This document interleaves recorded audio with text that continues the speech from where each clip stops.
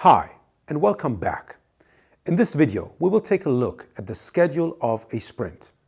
And as an example, we will take a 2-week sprint. If you remember from our previous videos, we had mentioned that each of these events come with specific challenges.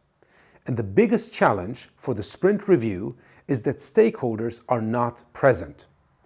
The most common reason, from my perspective, from my experience, is that we have scheduled the sprint review at a point in time which doesn't fit our most important stakeholders' calendar. One way to address this challenge is to schedule our sprint with our customers, with our stakeholders' availability in mind. Basic customer centricity. So before we go and schedule each of those events, we start out by asking our most important stakeholders at what day and what time would you be available to come to our team and give us feedback on what we have delivered in that specific sprint. That's the time for our sprint review. Once we have that, we can easily schedule the sprint retrospective, then look at the sprint planning, and based on that, put our daily scrums into the calendar.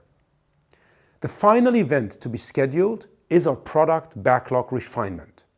And depending on the team's preference, we can either do product backlog refinements daily, and then they would be a bit shorter, or do them maybe once or twice a week. In a 2-week sprint, the product backlog refinement between sprint week 1 and sprint week 2 is different. In our first week, the product backlog refinement is more strategic, which means we talk about the goals that we want to achieve and the appropriate prioritization. In week 2, the product backlog refinement is more tactical. That's when we think about how we can split those items and what kind of details we want to add.